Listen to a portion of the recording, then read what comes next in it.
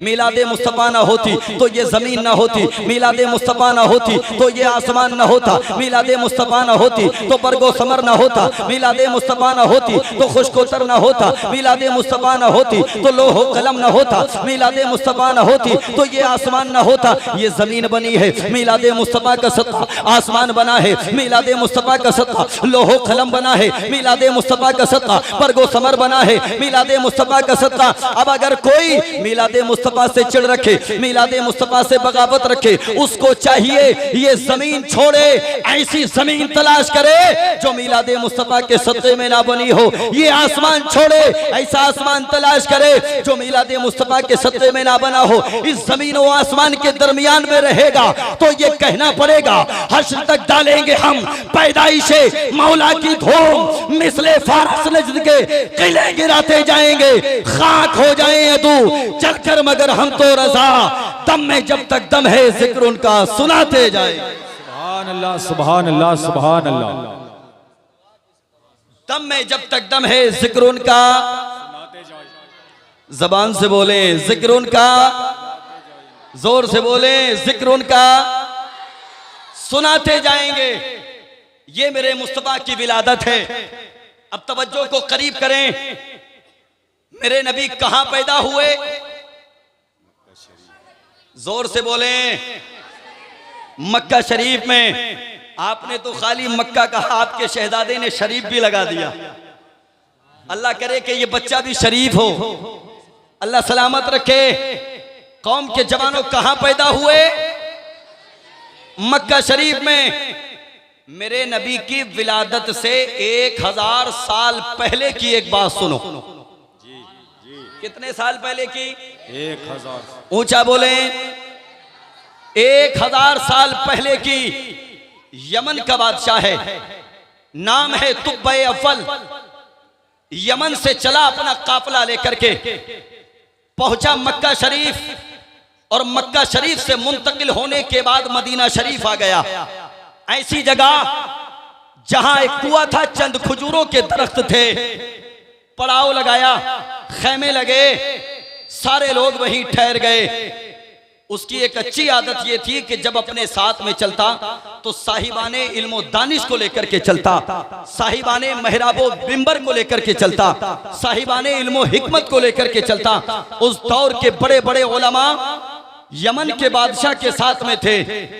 नाम क्या था? तुब्बे अव्वल।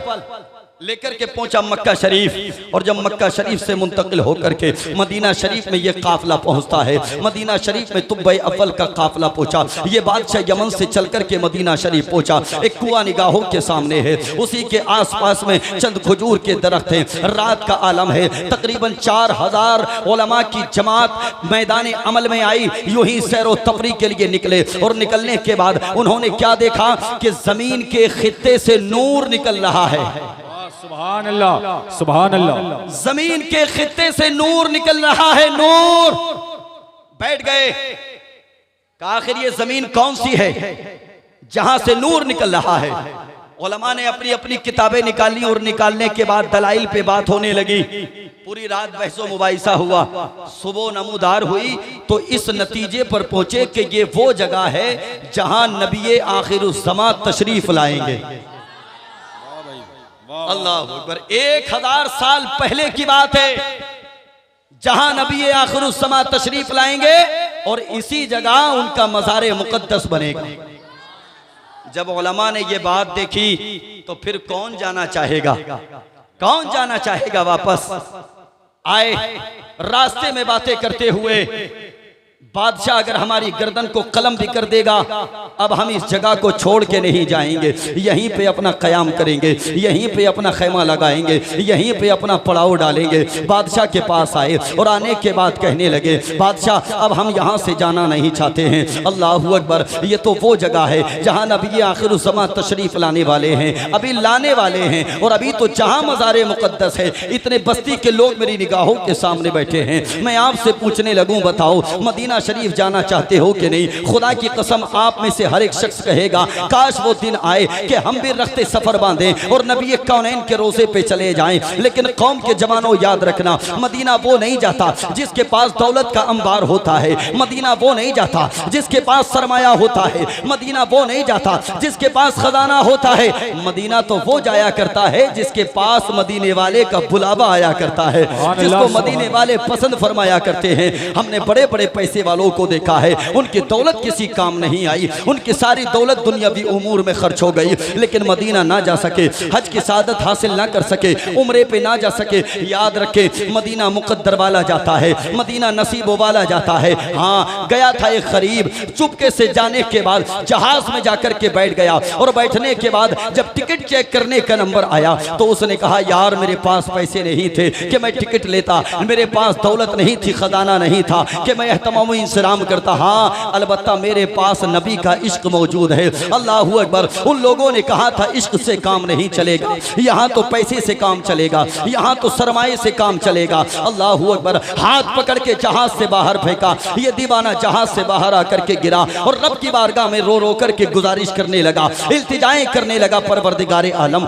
तेरे महबूब के रोज़े पे जाना चाहता था, पैसा नहीं है, दौलत नहीं है, सरमाया नहीं है। नबी कौनैन की बारगाह की जानिब लो लगाने के बाद इसने कहा था या रसूल अल्लाह, अगर आज ये अमीरों का काफिला आपके शहर में दाखिल हो गया और ये गरीब ना जा सका तो फिर याद रखना मैं दुनिया वालों से कहूंगा मदीने के ताजदार सिर्फ अमीरों के नबी हैं, गरीबों के नबी नहीं है। अल्लाहू अकबर। इतना ज़बान से जुमले निकाले थे। इसने वुजू किया, नमाज का वक्त हुआ, नमाज पढ़ना ही चाहता था कि पीछे से किसी ने आकर के कांधे पे हाथ रखा। आने वाले ने कहा था क्या करने चला है? इसने कहा मैंने वुजू कर लिया है, नमाज पढ़ने के लिए चला हूँ। अल्लाहू अकबर। आने वाले मुसाफिर ने कहा था नादान, अब तुझे यहाँ नमाज पढ़ने की जरूरत नहीं है, तूने वुजू यहाँ किया है और नमाज मुस्तफा के शहर में जाके पढ़ेगा।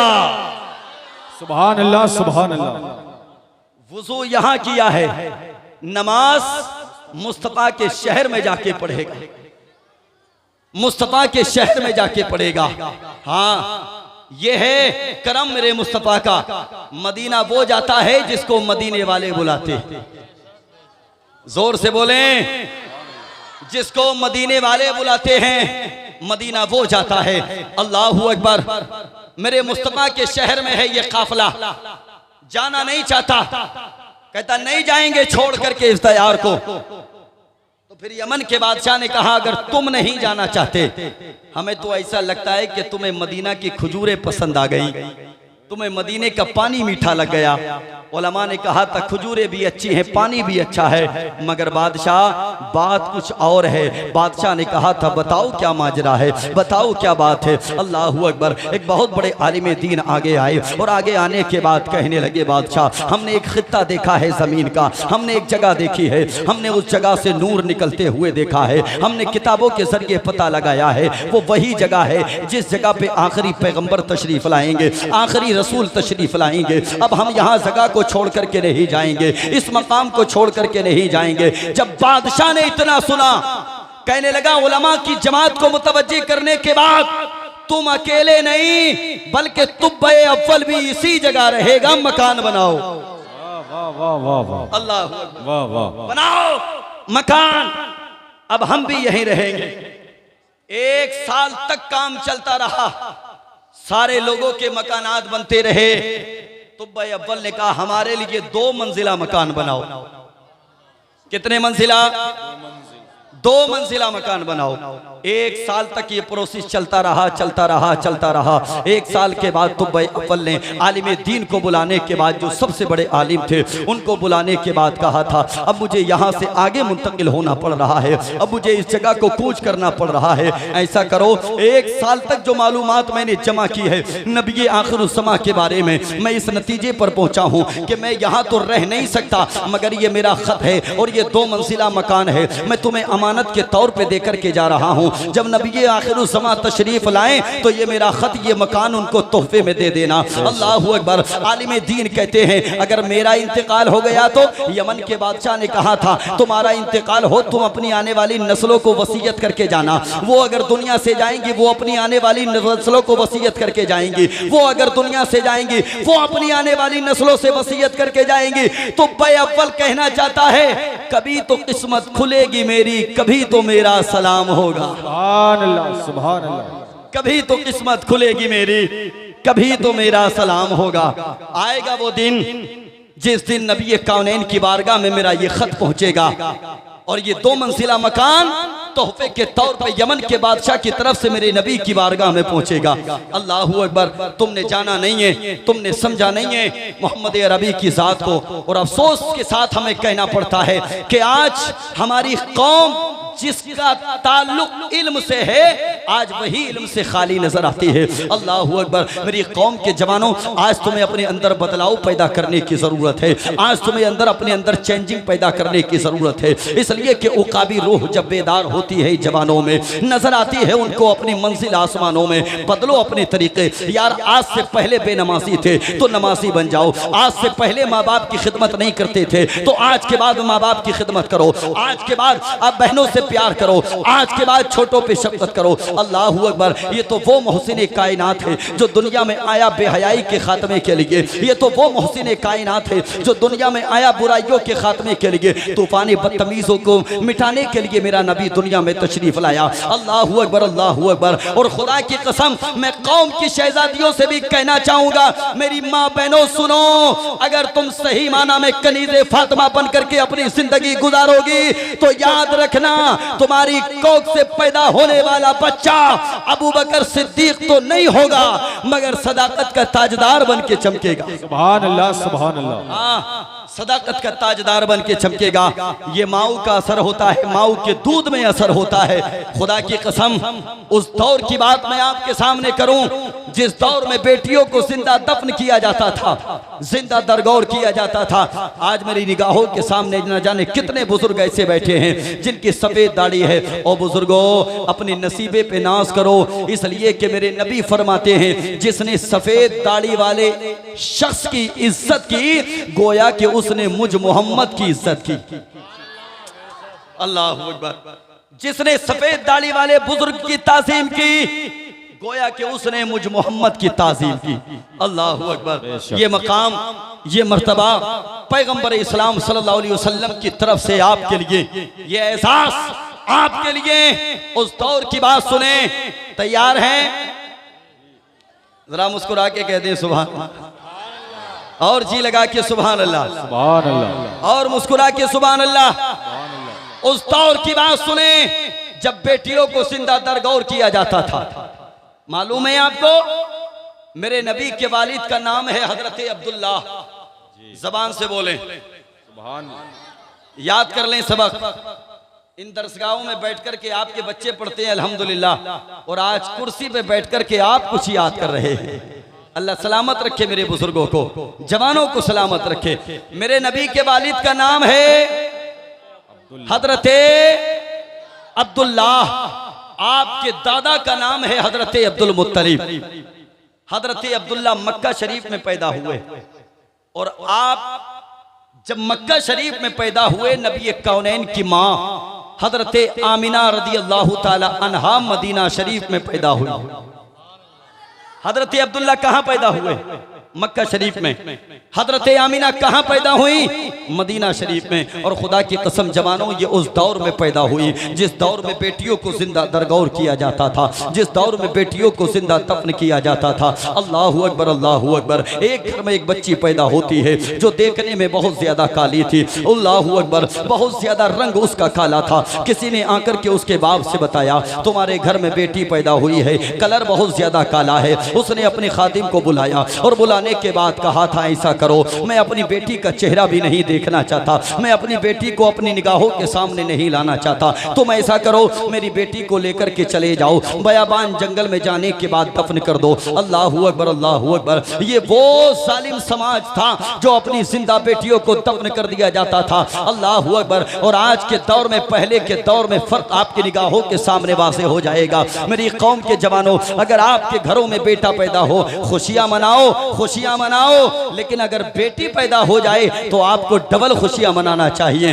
बेटी अगर पैदा हो जाए तो आपको खुशी का इजहार ज्यादा करना चाहिए। अल्लाहू अकबर। मैं अगर आज के मुआशरे की बात करने लगूं, हमारे मुआशरे में बेटा पैदा होता है, हम खुशियां मनाते हैं, मनाना चाहिए, लेकिन बेटी अगर पैदा हो जाए तो हमारा चेहरा नेपाल का बटुआ बन जाता है। अल्लाहू अकबर। मेरी कौम के जवानों में आपसे कहना चाहता हूँ, बेटे इतना प्यार नहीं करते माँ बाप से जितना प्यार बेटियां किया करती हैं। अल्लाहू अकबर। आप मुझे अपने तजुर्बे की बात बताएं, आप अगर कहीं से काम करके आते हैं, अपने घर का दरवाजा खोलते हैं, आपके हाथ में कोई चीज का थैला होता है, एक बेटा है आपका, एक बेटी है आपकी, दोनों बच्चे आपकी तरफ भागते हैं, लेकिन बेटा आपके हाथ में रखी हुई चीज की तरफ दौड़ता है और आपकी बेटी आपके जिस्म की तरफ दौड़ती है, आपकी टांगों से लिपटती है। अल्लाहू अकबर। ये मकाम अल्लाह ने बेटियों को अता फरमाया है, मगर बड़े अफसोस के साथ मुझे कहना पड़ रहा है, इसलिए कि आज बेटियों को इज्जत की नजर से नहीं देखा जाता। बेटियां अगर घरों में पैदा हो जाएं,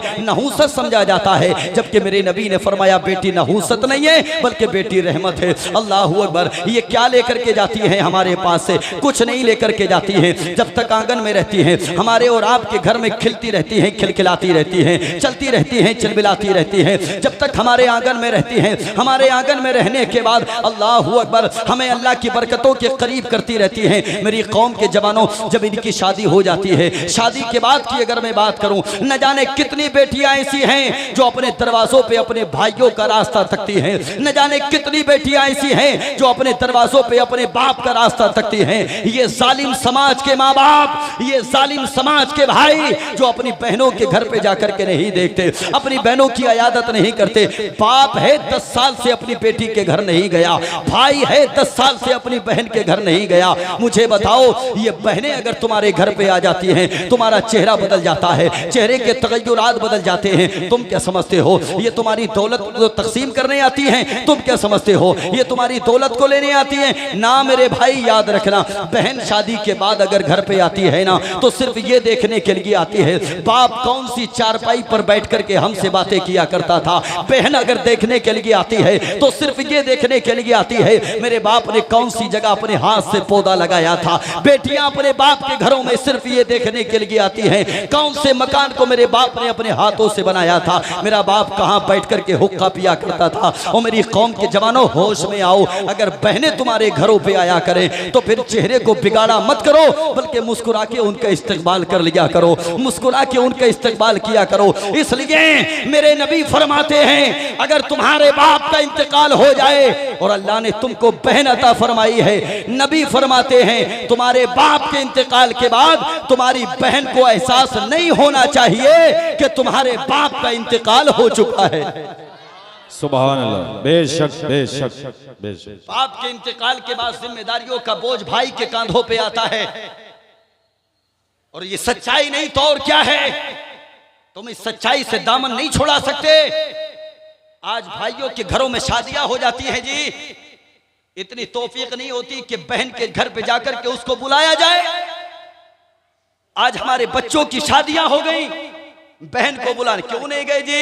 मूंछों पे चिराग जलता है। जब देख कब्रिस्तान में जाके, तेरे जैसे कितने कब्रिस्तान में पड़े हैं, तुझसे बड़े बड़े मूंछों वाले कब्रिस्तान को आबाद कर रहे हैं। मेरी कौम के जवानों, बदलो अपने तरीके, मुस्तफा करीम के फरामीन पे अमल करो। बाप का इंतकाल हो जाए तो बहनों को कभी बाप के ना होने का एहसास मत होने दो। हाँ, मत होने दो एहसास। मेरी बात अपने दिल की तख्ती पे नोट करके लेकर के जाना। आज हमारी बहनें तरसती हैं और हम हैं कि अपनी बीवी में मस्त रहते, अपने बच्चों में मस्त रहते। बीवी के हुकूक अपनी जगह हैं, बच्चों के हुकूक अपनी जगह हैं, लेकिन मुस्तफा ने बहनों के हुकूक को अलग रखा है। और इसी को तो मर्दानगी कहते हैं कि बंदा सारे हुकूक की अदायगी करे, उसी को मर्द कहते हैं। जो बंदा सारे हुकूक की अदायगी करे, बिला वजह भी कभी अपनी बहनों के घर पे जाया करें। जाएंगे ना इंशाअल्लाह? कहिएगा इंशाअल्लाह। जाया करें, कुछ लेके जाया करें, और जब वापस आया करें तो कुछ दे के आया करें।